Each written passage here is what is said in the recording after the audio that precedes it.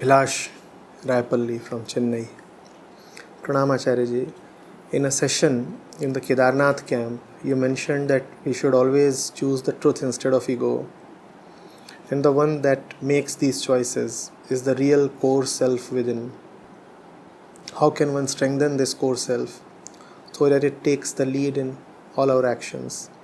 Is this something that gets strengthened as we get more clarity about life? Does it start shining and take the lead as we keep doing neti neti to all the falseness of the ego? I wonder if this core self is also nothing but Prakriti. I'm not sure if I'm understanding it correctly. Please help me understand this better. Vilash, this core self is the one who wants to understand it better. You have asked me this question because you want to understand the core self better. Who is the core self? The one who wants to understand better. The one who wants to understand better, that is the core self. The one who has the capacity to understand and is yet in ignorance, that is the core self. That is the core ego. Potentially full of understanding. Practically living in ignorance. What is the ego? Potentially divine, practically bovine.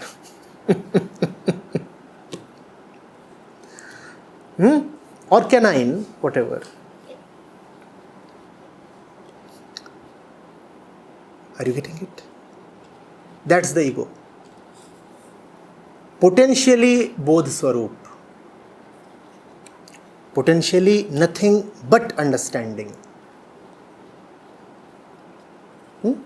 But living in confusion, conflict, ignorance. Right, Abhilash? Now, you're asking how to strengthen this core self. What you actually mean to ask is how to tilt the decisions, the inclination of the ego towards the truth rather than its own security. In the security of ego lies a continuation of the ignorance of the ego. You are asking how to make the ego choose truth rather than ignorance and security and such things. You don't need to make the ego choose that. The ego would pounce upon the first opportunity to choose that. You just need to provide it opportunities. You would say how to provide the right opportunity that you may not know because you operate as the ignorant ego. So how will you ever know the right opportunity? You can only stumble upon the right opportunity. In other words, you can only let the right opportunity find you, which means you cannot be the actor and doer when it comes to finding the right opportunity. You can only remain available so that the right opportunity strikes you, which means you have to remain available and remain experimental. Which means that you cannot act in a firm, decided and conclusive way. Which means you have to keep trying. Which means you have to keep knocking doors. Which means you really have to be open. And when something strikes you, you have to just assess its impact upon you without prejudice.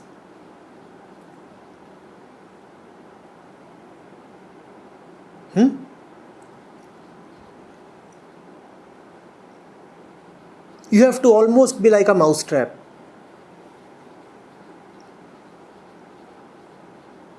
Open, open, open, open, open. So very patient, constantly open. And the moment the thing gets in, immediately closed. Will not wait for half a second to be closed. That's how you must be. Remain open, remain open. And once you know that the right one has entered you, now no more remain open. Otherwise you will allow the thing to move out. That is the attitude of the real seeker. He does not cling to anything or anybody. But the moment he comes across the right one, he clings very, very strongly. Then he says, I am not going to budge an inch.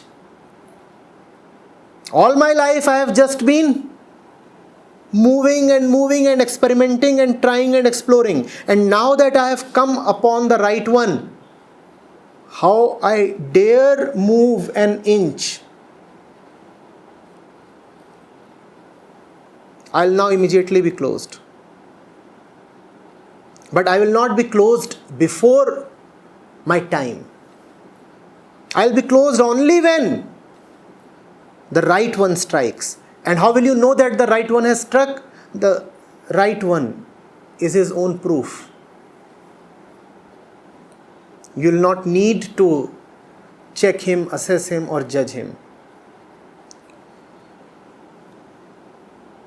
His arrival would be its own announcement.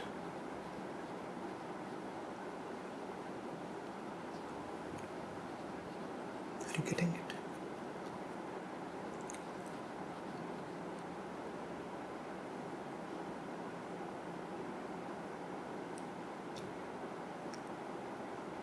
Till then, keep experimenting.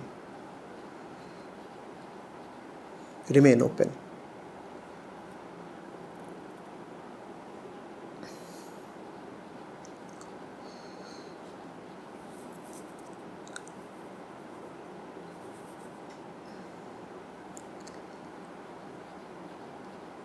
You will be surprised, Abhilash, how desperately you have been wanting something real in your life when you meet it. And then the door would close on its own. You will be helpless.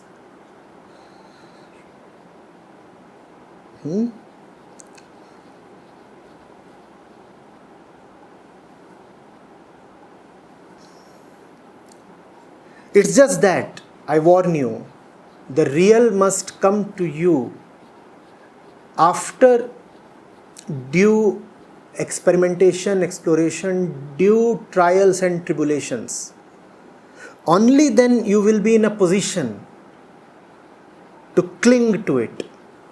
Otherwise it is possible, if the real comes to you a little too easily, otherwise it is possible that the gate was open for the real to come in, and you kept the gate open even after the real came in, with the result that just as the one came in,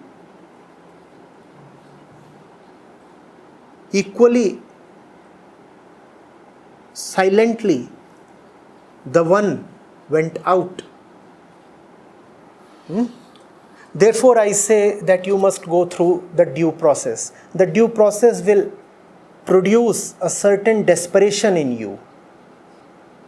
It will make you very thirsty, very hungry, very eager. It will create a great longing in you.